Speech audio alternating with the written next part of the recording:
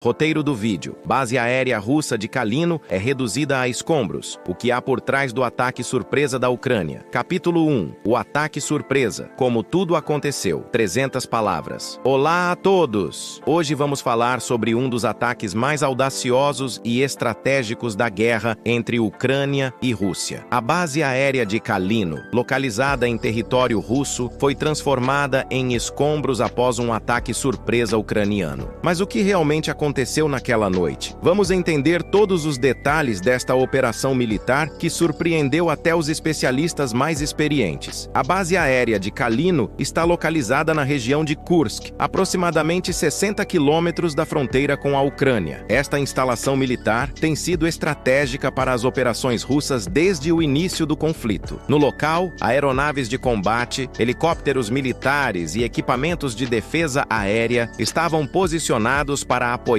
as operações no fronte ucraniano. O ataque ocorreu durante a madrugada, quando as defesas estavam em estado de alerta reduzido. Segundo fontes militares, múltiplos drones de longo alcance penetraram o espaço aéreo russo, contornando sistemas de defesa e atingindo alvos estratégicos com precisão cirúrgica. As explosões foram tão intensas que moradores de cidades próximas relataram ter ouvido as detonações a mais de 30 quilômetros de distância.